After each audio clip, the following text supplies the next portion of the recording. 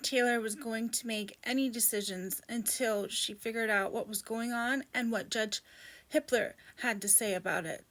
So I don't think there was any emergency need for her to sign a contract. Plus, if she did sign a contract, the state could assign her elsewhere. And nobody wants that to happen. So she may have just held off for a little bit until she can find out more information so she can make an informed decision about making sure that the funds are allocated that are necessary for Bryan's defense.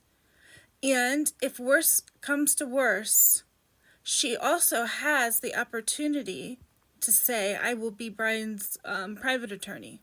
Whether or not she does it pro bono or she works out a payment plan with his parents, I don't know.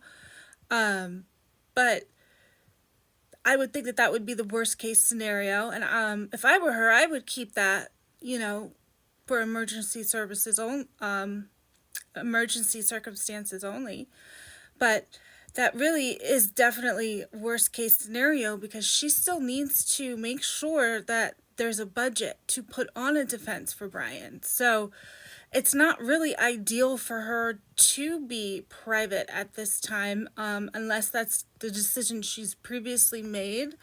But again, I just don't think that there was an immediate need for her to sign any contracts with the state until she found out more information and the best way to handle this situation.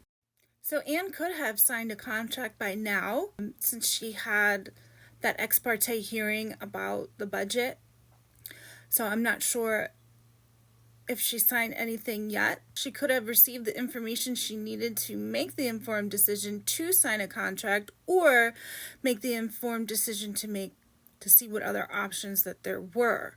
I definitely do not think that Ann Taylor will not be Bryan's attorney. I don't think that the court would do that, but you never know. And I think that's why she held off on signing a contract. Now, she may have now, but I don't think that was the case before. But hopefully we get more information about what happened. There's an article that I read about the new budget that the state is going to implement. And so they probably do need several hearings about how they're going to allocate this budget. So not only is it in compliance with the new state regulations, but Bryan also gets an adequate, effective defense. So there will probably be bumps in the road for this, and I think that was probably wise of Anne if she did hold off on signing any contracts until she could figure out what was the best route to take. I'm sure that Judge Hippler also wanted all of the information. He seems like a type of judge that wants the accurate information and he wants it in a timely fashion. And as we've seen, he has been ruling on things in a much faster way than Judge. So I don't think there's much to worry about at this point. I do think Ann Taylor has been very strategic, and I think she's also been strategic about this situation because I think she genuinely does want the best outcome out of all of this, even though there are lots of uncertainties right now. And I think that's another reason why. And I also don't think that Judge Hippler would want Anne off the case because that would cause more delay, more unnecessary delay. So if anything, they may have, if they needed to, developed a way for her to stay on this case as an exception, and then her contract would start after this case is over. So, I mean, yes, the state has put in new regulations, but I'm sure there are ways where they can work within the system to make sure that Bryan gets an adequate defense. So I don't know exactly what they will do, but I know that Ann Taylor probably wanted all of the options available, and that would be another reason to hold off on signing a contract and just seeing what the court has to say about it before she made any decisions. So I wouldn't worry too much at this point, and I just don't think there's any way. It would cause so much delay. It would be almost impossible for another attorney to get up to speed on this case, only because I think there is a lot going on behind the scenes, and it's just, I don't think it's beneficial for anyone. And I do think that if the state really wanted to push and being assigned to a different location, then I do think that there would be proposals, to keep her there. So this state regulation thing, I don't think is the end all be all of everything. I think, yes, it's going to take some talking and conversations and some working things out for it to finally resolve itself, but hopefully it does, and it does not delay or take away from the case that much. But yes, I've seen on Twitter people are worried that maybe Aunt Taylor won't be Bryan's attorney anymore. I just don't think that's going to happen.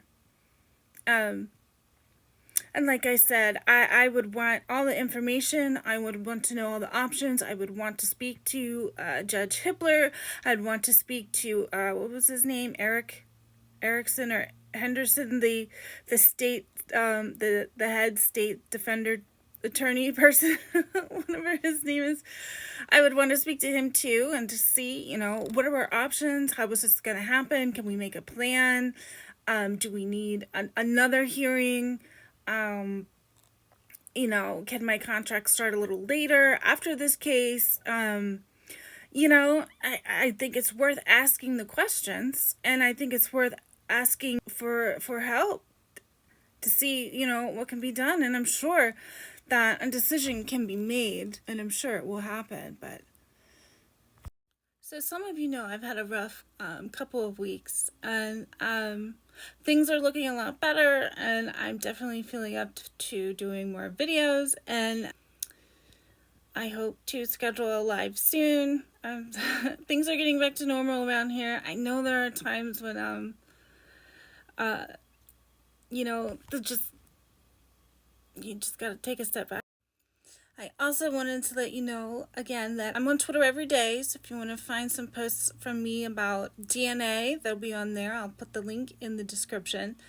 And I know the last post I had was from Pavarotti, J. Embre. He put out the best video he has yet, and he's come to a similar conclusion that the DNA doesn't exist, wasn't finished. He has some really good conclusions in there, and that's exactly what we've been theorizing on this channel as well. So it looks like no matter what theory you're coming from or what angle you're looking at this case, it all kind of leads to the same place. The DNA doesn't exist, or it's not Bryan's. Hopefully we'll get more into that on a live, and I will see you all then. Have a great day. Bye.